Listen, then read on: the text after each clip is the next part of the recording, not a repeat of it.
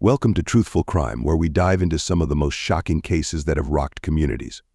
Today, we're taking you to the normally serene town of Sedona, Arizona, a place known for its peaceful vibes and spiritual retreats.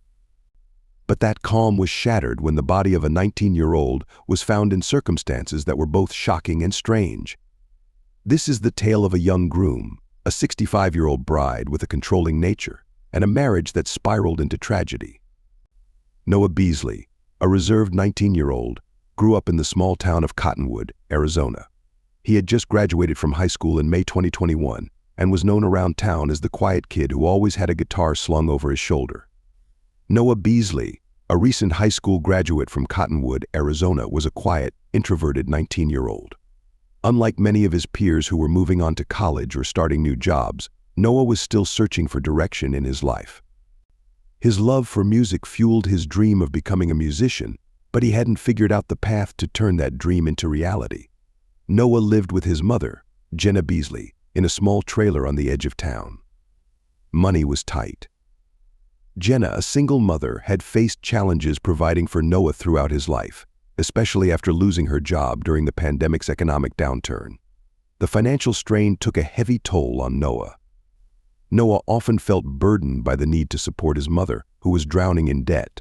Although he was naturally reserved, he had a generous spirit. He was the kind of person who would go out of his way to help others, even when he was facing his own hardships.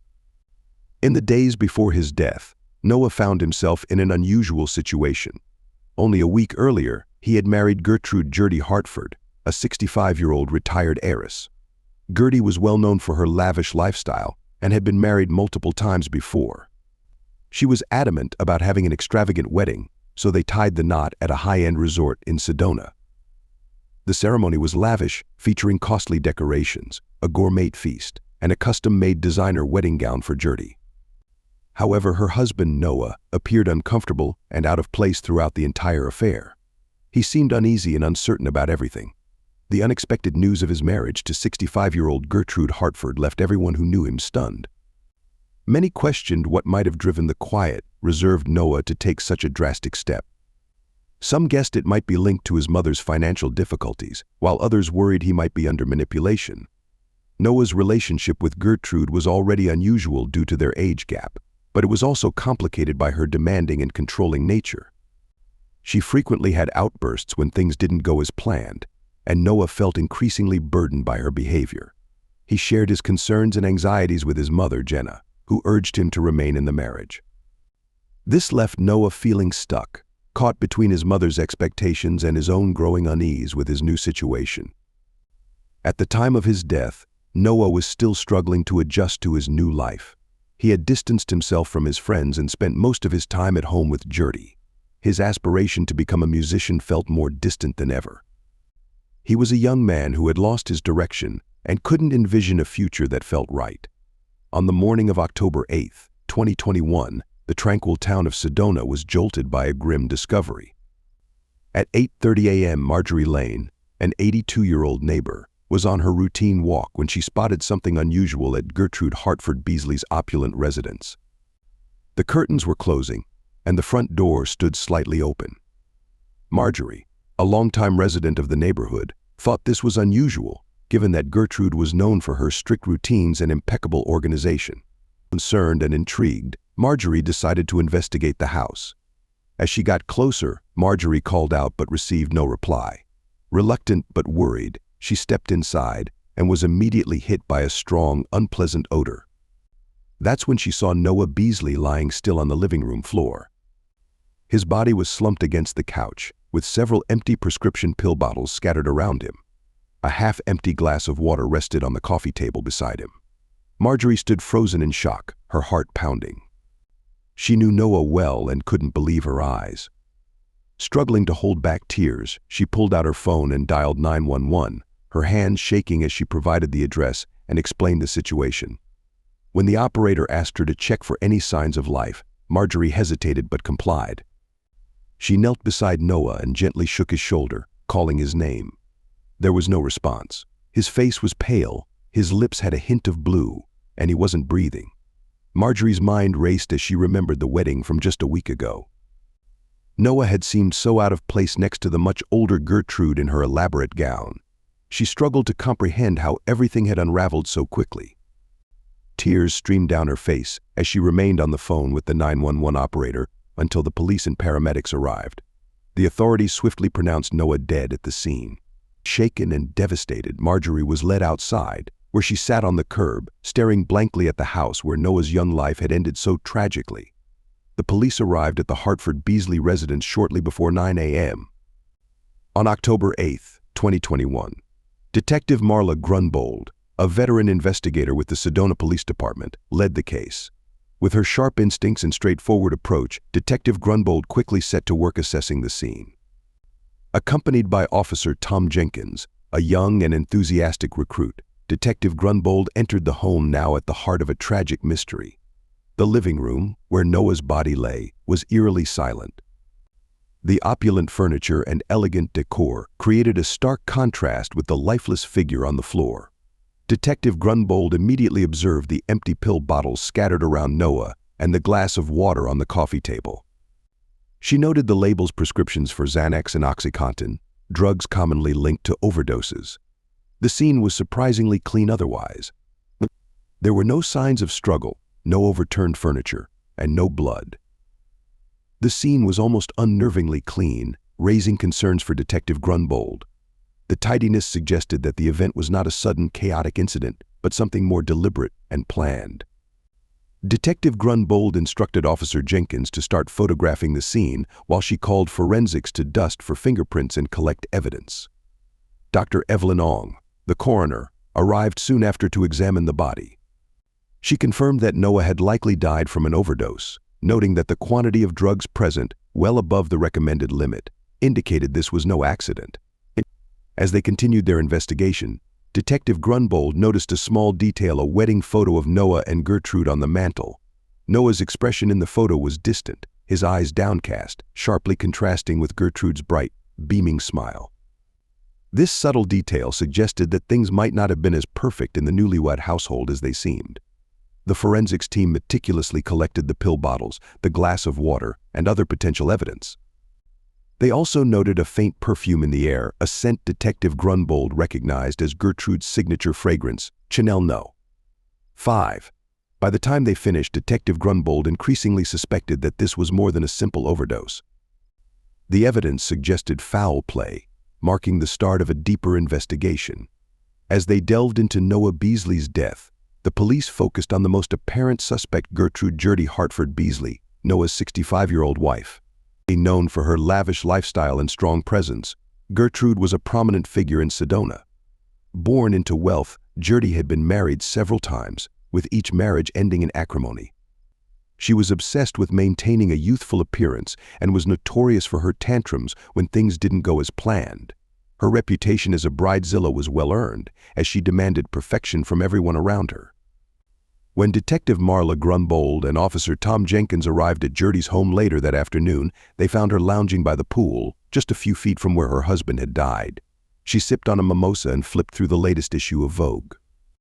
Despite the tragedy, Gertie appeared unnervingly calm. Dressed in a designer caftan and oversized sunglasses, she radiated an air of indifference that immediately drew Detective Grunbold's attention. Gertie greeted the officers with a smile that didn't quite reach her eyes. When questioned about the events leading up to Noah's death, she explained that she had gone to bed early the night before, leaving Noah in the living room to play his computer games. She claimed that upon waking up and not finding him in bed, she assumed he had simply slept on the couch. She expressed surprise and some sadness at hearing of his death, but didn't appear particularly distraught, as if reacting to the news of a friend's pet passing away. During the interrogation, Gertie's account remained consistent, but her lack of genuine emotion raised suspicions. She was cooperative yet distant, answering questions with a rehearsed precision. When asked about the pill bottles found at the scene, Gertie explained that Noah had been struggling lately and had been prescribed medication to help him cope. She claimed she had no idea he might overdose and suggested that Noah might have taken more pills than necessary in a moment of despair. Despite her calm demeanor, Detective Grunbold noticed a few inconsistencies in Gertie's story. For one, Gertie had mentioned that Noah was playing video games, but the TV was off when Marjorie Lane discovered the body. Additionally, the master bedroom's bed was untouched, implying that Gertie might not have gone to bed at all. The more Detective Grunbold pressed, the clearer it became that Gertie was concealing something. Without concrete evidence, the police couldn't hold her. Gertie's alibi appeared solid, but her behavior left a lingering sense of doubt. As the interrogation ended, Detective Grunbold couldn't shake the feeling that this glamorous, composed woman was more involved in Noah's death than she was letting on. With Gertrude Hartford-Beasley still a person of interest, the police shifted their focus to the second suspect, Jenna Beasley, Noah's mother. At 49, Jenna had endured a series of hardships, her life marked by a string of poor decisions that seemed to compound with each passing year.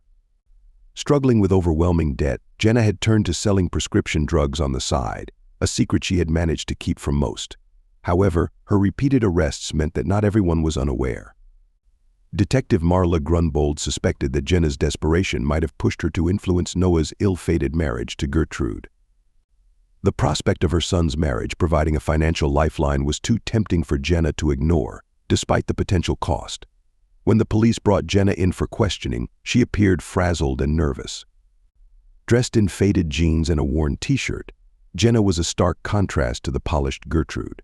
Her hands trembled as she lit a cigarette, a habit she had recently resumed, and her voice wavered as she answered the detective's questions. Jenna admitted that she had urged Noah to marry Gertrude, framing it as an opportunity he couldn't afford to miss.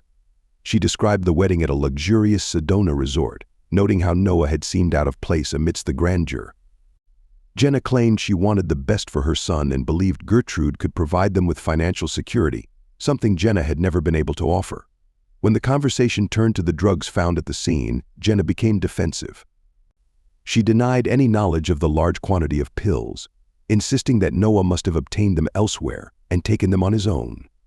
Detective Grunbold, however, remained unconvinced. Jenna's financial struggles, involvement in illegal drug sales, and desperation to secure her future all pointed to her potential involvement. Under pressure, her responses grew increasingly erratic. She began to contradict herself, initially claiming she hadn't seen Noah in days, only to later state that she had visited him the night before his death. Her nervousness and inconsistent statements only heightened the suspicions. Despite her denials, Jenna's link to the drugs and her clear motive to make Noah's marriage work made her a prime suspect. Detective Grunbold knew Jenna was cunning and ruthless, willing to go to any lengths to protect herself, even at the expense of her own son. As the interrogation concluded, they were closer to uncovering the truth, but many pieces of the puzzle were still missing. With both Gertrude Hartford-Beasley and Jenna Beasley under scrutiny, the police shifted their focus to a third suspect, Harry Hartford, Gertrude's ex-husband. At 70, Harry was a wealthy real estate mogul known for his ruthlessness in both business and personal matters. His latest venture involved developing retirement communities across Arizona, a highly profitable business that had further expanded his empire. Harry's relationship with Gertrude had ended in a bitter divorce just months before she married Noah. The divorce had been a highly publicized event, widely discussed in Arizona's elite social circles. Gertrude had secured a significant portion of Harry's wealth, leaving him both angry and humiliated. The timing of Noah's marriage to Gertrude, who was significantly younger, had only added to Harry's sense of insult and injury. Harry's jealousy and lingering resentment made him a prime suspect in the investigation. Detective Marla Grunbold and Officer Tom Jenkins decided to bring him in for questioning. Upon arriving at his sprawling estate, they found him in his home office, surrounded by legal documents and architectural blueprints.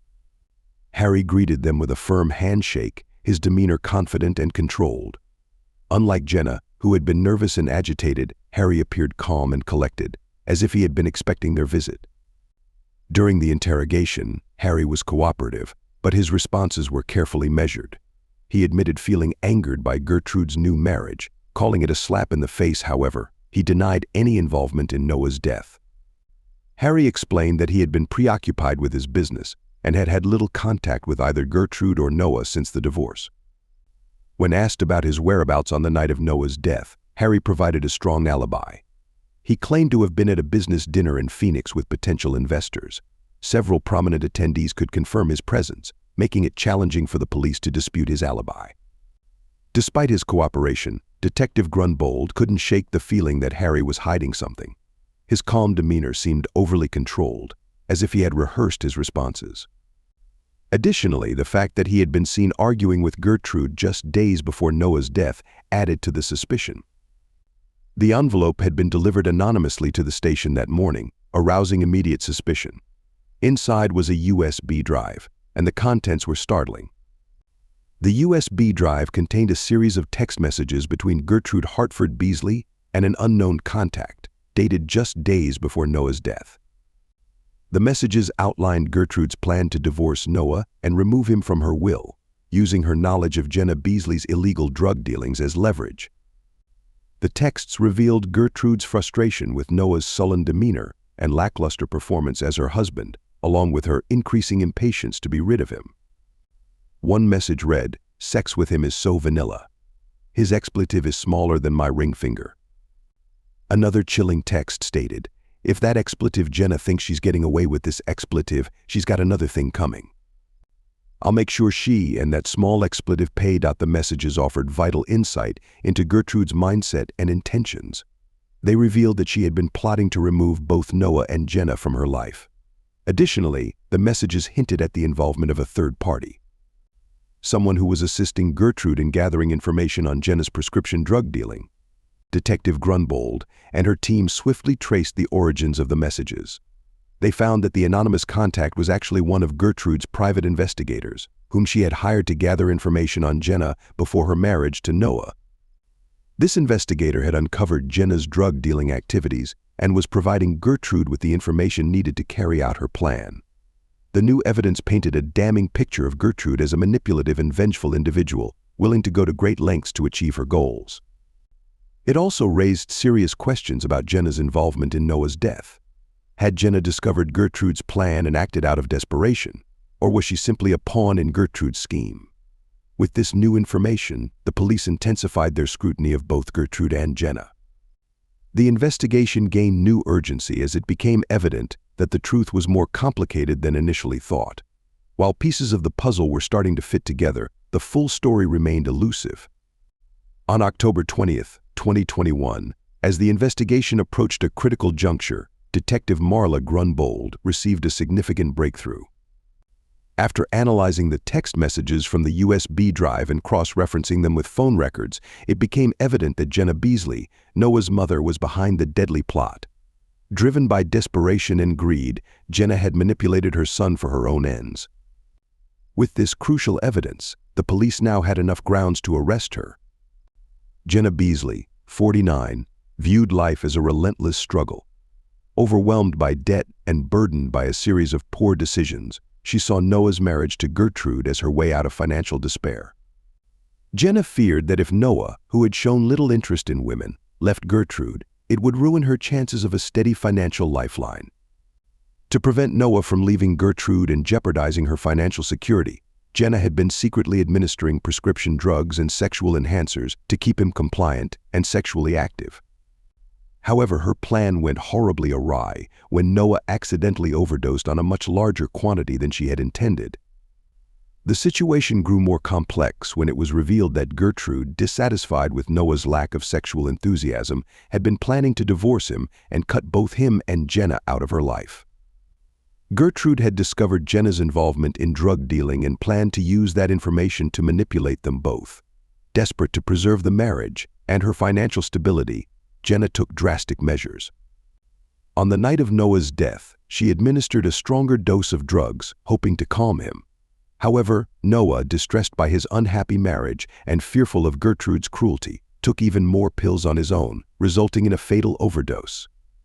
Jenna had not intended to kill her son, but her actions were directly responsible for his death. When confronted with the evidence, Jenna initially denied any wrongdoing. Her panic and frantic behavior starkly contrasted with her previously composed demeanor. As Detective Grunbold presented the incriminating messages and phone records, Jenna's defenses fell apart. She claimed she never meant to kill Noah but only wanted to keep him in the marriage to secure their financial future. Jenna's arrest sent shockwaves through the small towns of Sedona and Cottonwood. Noah's family was shattered by the revelation that his own mother had caused his death. The community, already reeling from the strange circumstances of his marriage, now faced the harsh reality that greed and desperation had led to such a senseless tragedy. As Jenna was led away in handcuffs, she appeared numb, struggling to comprehend the full extent of her actions. The Beasley family, deeply affected by the tragedy, struggled to cope with their grief and disbelief. The arrest marked the end of a dark chapter in Sedona's history, but the emotional scars would remain for a long time. Jenna Beasley's trial commenced in early December 2022. The courtroom was filled with reporters from outlets like the Arizona Republic and True Crime Weekly, all eager to cover the dramatic details of the case. The prosecution, led by Assistant District Attorney Mark Christensen, portrayed Jenna as a manipulative woman who prioritized her financial needs over her son's life. Christensen, known for his sharp intellect and relentless pursuit of justice, argued that Jenna's actions were premeditated and driven by greed. Mark Christensen pointed to the text messages, phone records, and Jenna's own confession as clear evidence of her guilt. In contrast, Carlita Vazquez, the public defender, portrayed Jenna as a troubled mother who had made a grievous error. Vazquez, a seasoned attorney with a reputation for compassion, argued that Jenna had never intended to kill Noah. Carlita Vazquez highlighted Jenna's financial struggles and her desperation to provide a better future for her family. She argued that Noah's death was an unfortunate accident, appealing to the jury's sympathy by emphasizing the immense pressure Jenna was under. Throughout the trial, Noah's family watched in anguish as the details of the case were laid bare. The family's grief was palpable, their tearful faces reflecting the deep impact of the case. While the prosecution presented a solid case, the defense's appeal for leniency resonated with some jurors. On December 15, 2022, the jury reached their verdict. Jenna Beasley was convicted of involuntary manslaughter. The jury concluded that although Jenna's actions led to Noah's death, there was insufficient evidence to prove she intended to kill him. The courtroom was quiet as the verdict was announced, with Jenna's face remaining pale and emotionless. The judge sentenced Jenna to 10 years in prison, with the possibility of parole after 5 years. Reactions to the sentence were mixed. Some felt it was too lenient given the tragedy of Noah's death, while others thought it was fair given Jenna's desperate situation. For Noah's family, the verdict offered little solace. They struggled to come to terms with the loss of their loved one, taken by the person who should have cared for him. Sedona, too, was left to process the unsettling events that had unfolded, a harsh reminder of how greed and desperation can drive people to commit unimaginable acts. In the months following Jenna Beasley's sentencing, the case continued to cast a long shadow over the Sedona community. The trial had affected everyone involved, from the Beasley family to the local residents. Jenna Beasley was sent to the Arizona State Prison Complex in Perryville, a high-security facility near Phoenix, where she would serve her sentence. In prison, Jenna Beasley faced a tough environment. The media coverage of her case meant she was frequently the subject of gossip and judgment from other inmates. The prison system provided limited opportunities for rehabilitation and support, leaving Jenna to confront the harsh reality of her actions and their tragic consequences. In prison, Jenna engaged in programs focused on substance abuse and mental health, seeking redemption and preparing for her eventual release. Meanwhile, Sedona slowly returned to its routine. The town organized a memorial for Noah at a local park, where friends, family, and residents gathered to pay their respects and remember him. The memorial included live music and heartfelt speeches that honored Noah's life and aspirations. It served as a poignant reminder of his untimely death and provided the community an opportunity to unite and offer mutual support. Over time, media coverage of the case dwindled, making room for new stories and developments. The repercussions of Noah's death and the trial remained a powerful reminder of how desperation and greed can lead to devastating outcomes. The events of October 2021 left a lasting impact on all those involved, serving as a cautionary tale for the community and beyond.